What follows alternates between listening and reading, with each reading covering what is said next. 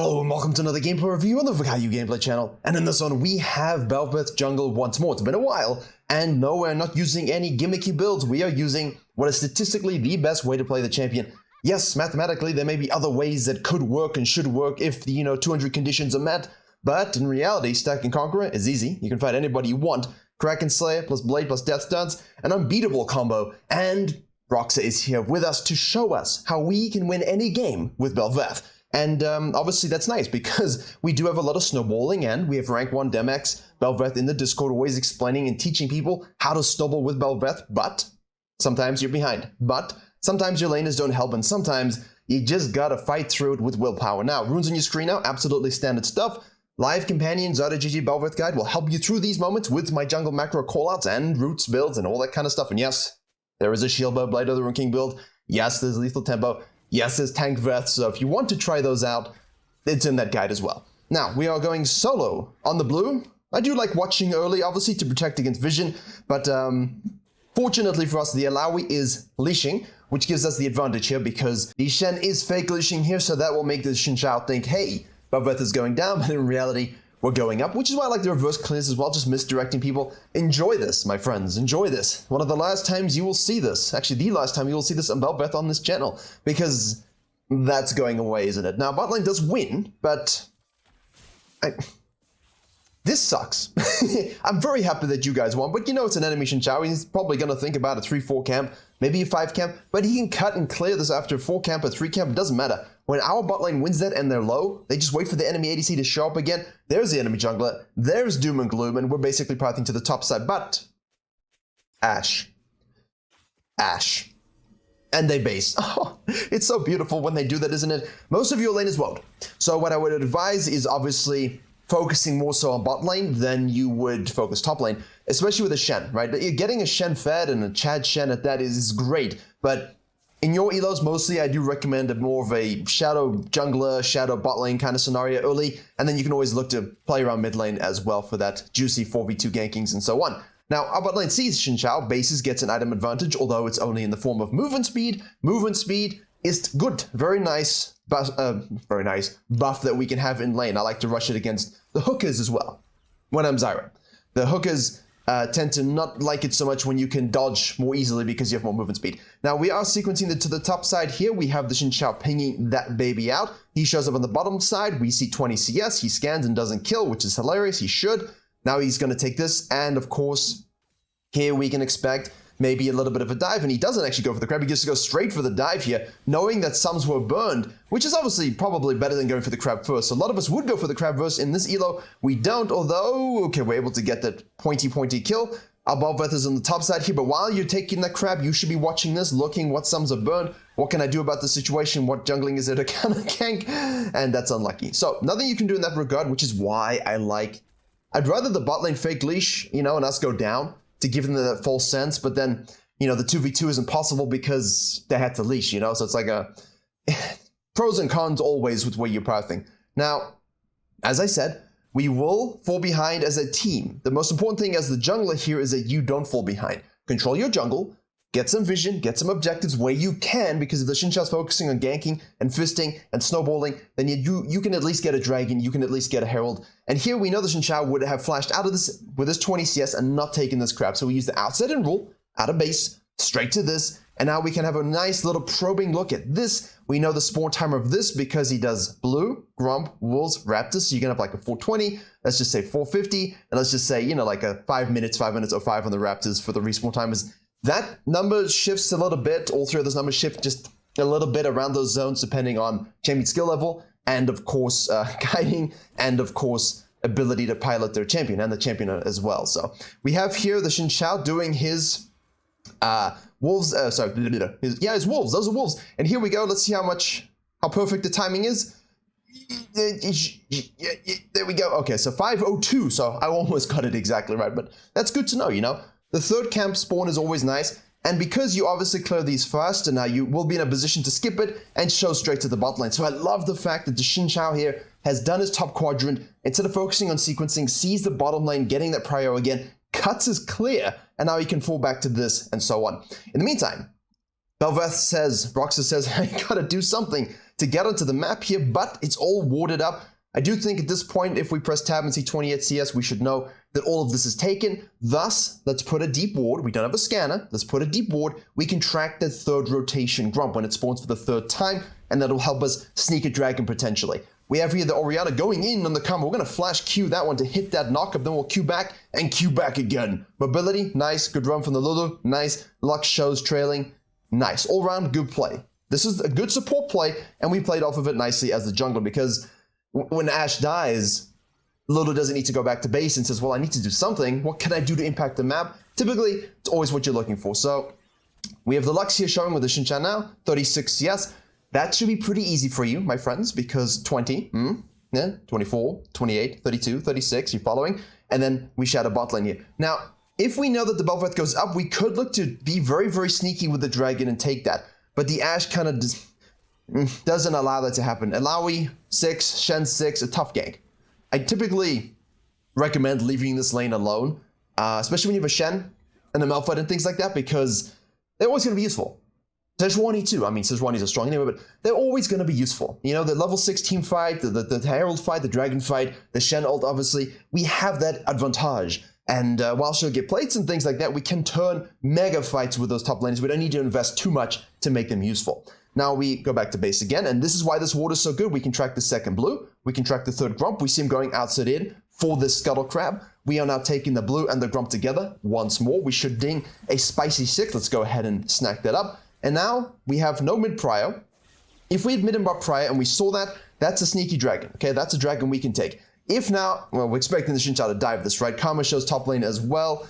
We're going straight for the Raptor camp here, but okay, no Xin-Chao actually. We're just gonna make sure we keep sequencing, which again, rule number one of when you're behind in a game or when you're lacking a bit of tempo and you can't find those ganks is to always control your jungle. Our bot and support here have gone straight for this. Typically, your laners won't do this, so instead of going for Raptors, you could just logically cut into the dragon as soon as you see the Karma, knowing that Prio will allow you the ability to take this, but then you lose the Raptors potentially, so we snack the Raptors, just protect a little bit of our jungle, and fall back down to the dragon which our team has started, and that's okay. It's not spaghetti for the sake of spaghetti. Spaghetti for the sake of true form BEL'VETH. And now we can go over the wall, and if Xin-Chao has gone straight for the Herald, which we will kind of expect, but he doesn't.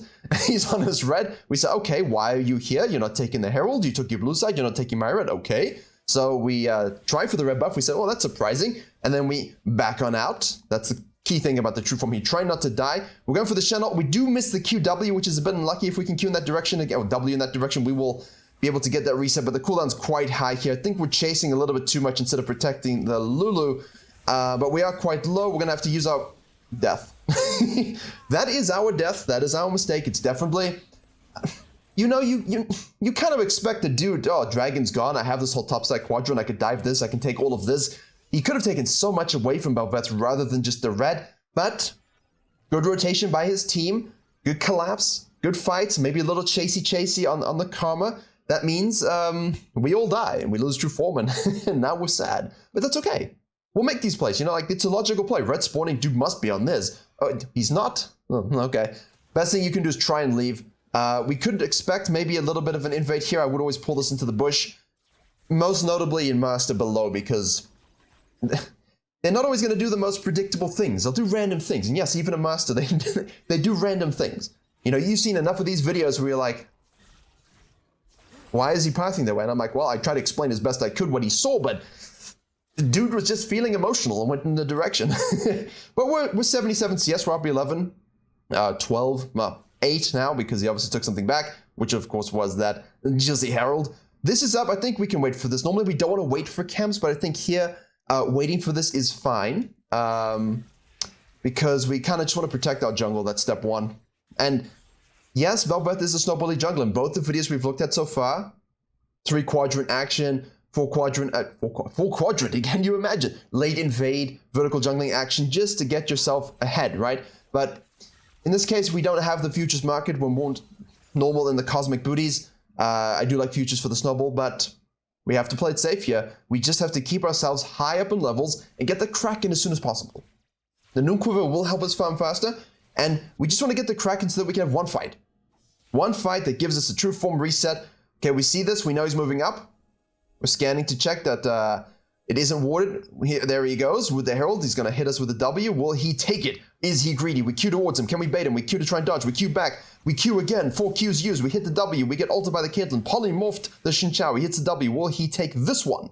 No. So, disengage, disengage, disengage, trying to disincentivize that sort of dive. Oriana's Giga low. Karma's still Karma at this point. He's going to activate it. Give the tower up. We burned the flash on the Karma there, actually. That's good to note. Just be cautious here. Hold the tower. We're not going to hold this plate. She will get this plate. Yeah, here we go. Plus 160. And then we see Xin Zhao here. So now she TB's back in. We're just protecting and floating and holding. Will they overcommit here? If they overcommit, we can maybe snag something. This is a little greedy by blue team. And very nicely done by BEL'VETH to kind of flank from behind using these angles. Use that control word again to make sure you're not seen while you go for this. There's Xin Zhao waiting at the Grump wall, but let's go for Caitlyn and make sure we can get the free true form, which is obviously exactly what we want. And maybe we can chase down the enemy jungler. Let's see.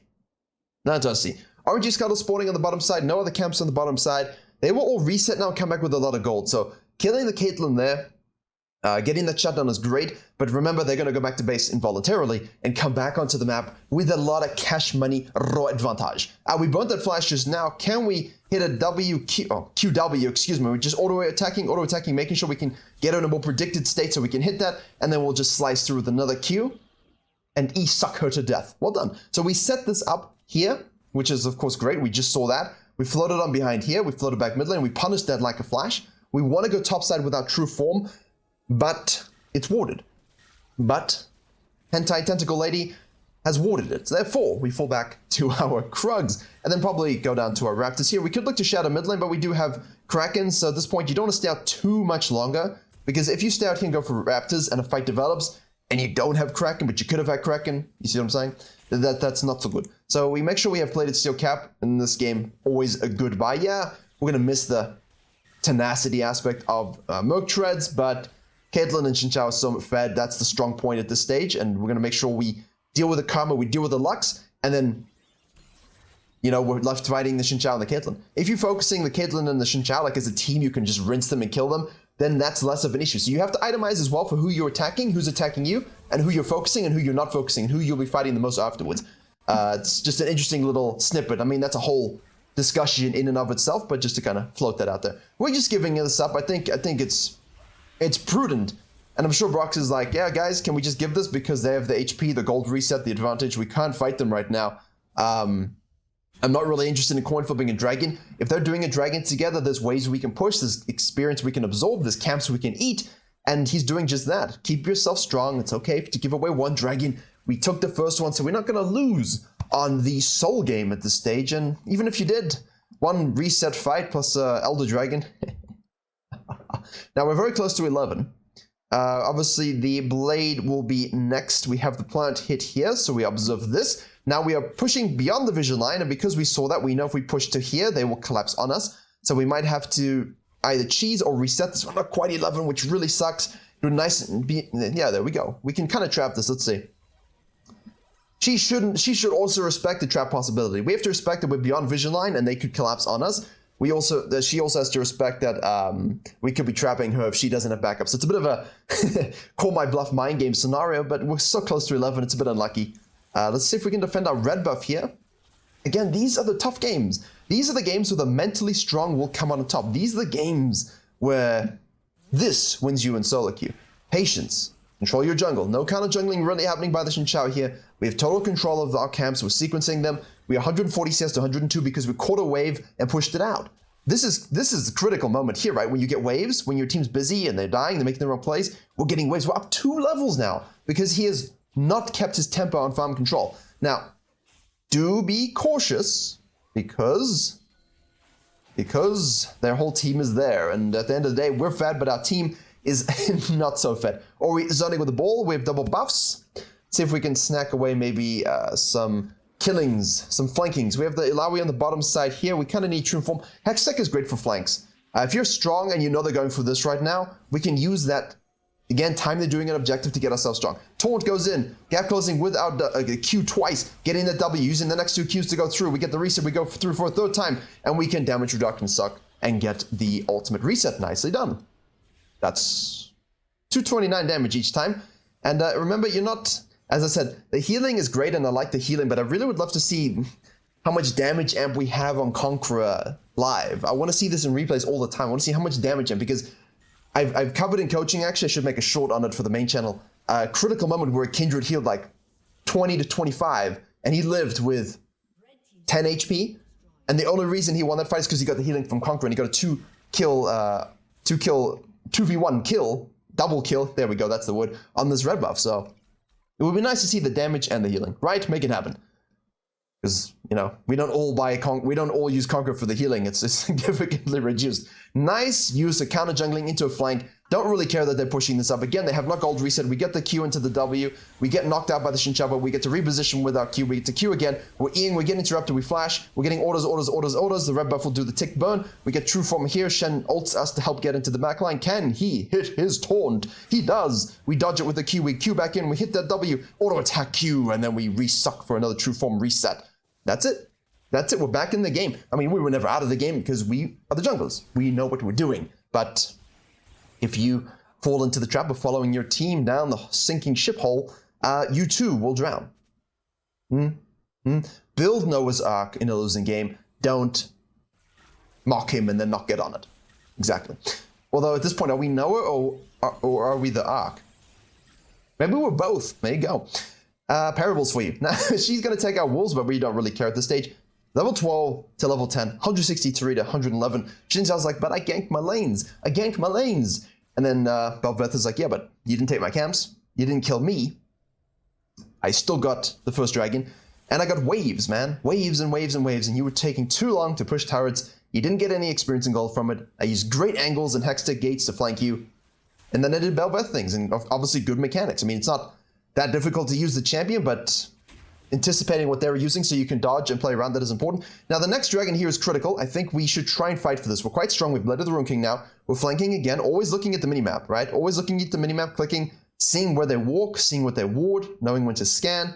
I love this.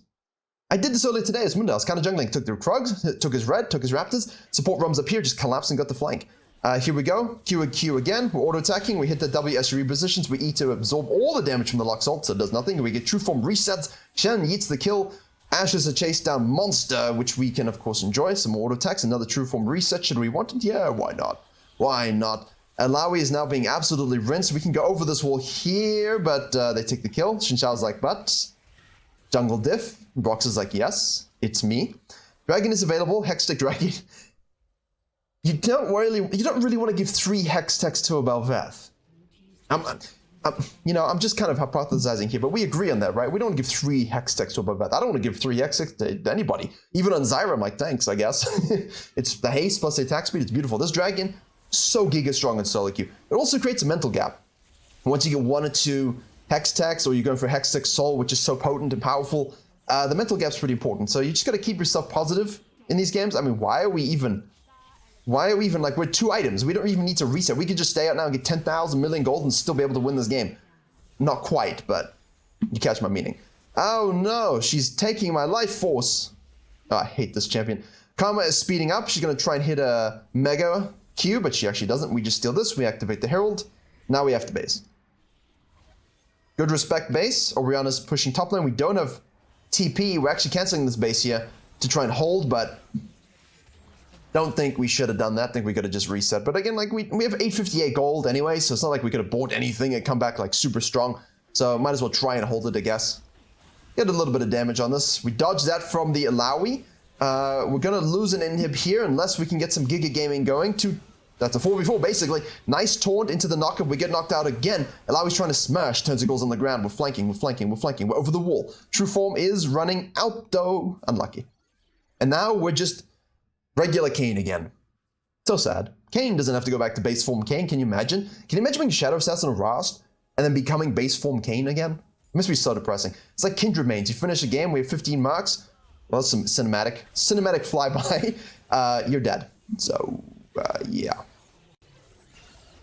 Conqueror stacks plus Kraken plus Blade equals dead people. You just kill everybody. You're spiking so hard right now. You can take over every game. You know, you want to spike hard now. You don't want to spike hard at 35. You want to spike hard right now at 15-20. So you can win these critical fights, these crucial fights. Get in there, suck people up, avoid it with your dashes. We have the ult from Lulu. We have the sucky suck damage reduction from us. We have the Shen ult. We are the hyper carry. Chase them down. Nice ult by Orianna. Auto attack, auto attack, auto attack. Q.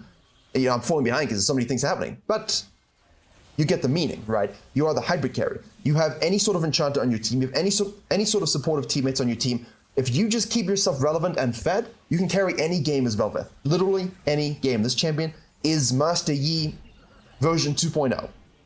Maybe a little bit more fun for the random person, although honestly the Yi changes have made him more fun for most people. We're just checking to see maybe we can snack some stuff while they're all dead, just to add insult to injury, but sometimes we're kind boys, and we go back to base and leave things, but in this case, there's nothing to take. So we are now well on the way to a Death's Dance, 3 levels up, 189 CS to 139. We have fishies from the Baron. Again, we talked about this many times, having the fishies with nice coral-based fishies. Yeah. Don't forget to like the video if you enjoy, because we don't get a lot of likes on the channel, but it does help because interaction. Okay, so now we have huge pressure here. The problem with this huge pressure is that we're just kind of shadowing to make sure we get as many fishies as possible, and then of course we wait for our bottom lane to push. So this is fundamental split push stuff. I'm going to pause it here for a second. Ideally, if you're doing a 1-3-1, you've got everyone parallel to each other. Now Shen's obviously been pushed out a little bit, and this wave will crash here, but it's not a lot. It's only 3 minions. He can catch this and really push this nicely. They're pushing now with 3 down here. We obviously don't have this tower yet, but 2 people have to hold this. You're trying to push parallel. As soon as they push deep, it's going to cause a suction, which means our team's going to have to respect this and back on out when they rotate, and then rotate down here, we can take this one. So ideally, parallel split pushes. Don't overcommit in one direction if you're the split pusher, or the team who has a split pusher. Don't overcommit in one direction when numbers aren't showing. See, look at this. They're sending 3 to us. Now you push mid hard as hell. Why are you even going for this, though? Did he just flash for that? But how mad is he? How mad are they? You're losing mid, guys. You see? Jungle diff just gets into the minds of the laners. And now we catch the wave again bottom lane. So, of course, at this stage, watch for the collapse of the resets. We push that. Maybe they're trapping here. We'll just fall back to this. That's fine. We'll take that. We'll take that. There's still... Nah. I mean, I don't want to feed people supers for no reason, but... we're running out of true form, though. It'd be nice if we could kind of get one. They're all reset. Shen now pushes this. So instead of what I said happening, we're moving to the top side here. Now the BEL'VETH's on the bottom side splitting. So if you need a team fight, you can team fight. If you need a split push, you can split push. As long as you are maintaining strength. Again, he's going all in. Pity use this flash. We're going to use the blasting cone to blast away. And now you push as hard as you can. Fishies, corals, auto attacks, suck all the wave. Boom, boom, boom, boom, boom, boom. There we go. Nice pass. Lavender stacks, 89 at this stage. Coming up on the sweet zone of 100. Always feels good to get 100. Now our team are disengaging. They kill our Ashe, but do we care? Well, I mean, I feel bad for her, but at the same time, no, because I get this inhibitor tower. And again, they're going to have to reset, and we're not going to take it because 2 inhib towers with a Baron push like that, with a 3rd Hextech Dragon coming up, Wiz now in cash pocket 2350, so we'll get the DD here, and we can go for the stopwatch and the red pot. I like that he doesn't activate it either. Wait to activate it until you get into the fight to stretch its duration as long as possible. Use that stopwatch in a critical fight because you're not going to die many times in this fight. You will die once, maybe through coin flippiness. The stopwatch will help us avoid that. Good engage, just runs on in. The lifesteal is insane on this champion. I mean, I can't believe it's at 20% flat now. And that used to scale. Repositioning nicely over the wall there again. Another over the wall E-suck. We'll interrupt the Alawi there. You just Q and then you auto attack a bunch. It's so funny. The bonus damage from the Kraken Slayer is 12-17, but you remember, you get 10% attack speed on each item you complete. So each, Blade of the Rune King, attack speed plus attack speed. Death Stuns, attack speed plus attack speed. Hextech Dragon, plus 9 attack, plus 18 attack speed. We have a lot of attack speed this game. That's why breaking the cap can be like, yeah, sure, but I mean, the healing's at 600, and that 600 in critical moments can be huge. But at this point, you should not be killable at this point. The stopwatch is just a fail-safe. Really beautiful job of showing you how to keep your head in the game if you can't get those ganks. You can be a snowballing jungler and not get the kills that you want. And of course, we still have the true form maintained from the Baron snack. So we'll let our fishies kind of push that a little bit. Wait for the waves. Get the 2 inhibs. Ideally, we can just go top lane here. Brox has got the right idea. But if you can end, just end. Come on, team. Follow the BEL'VETH.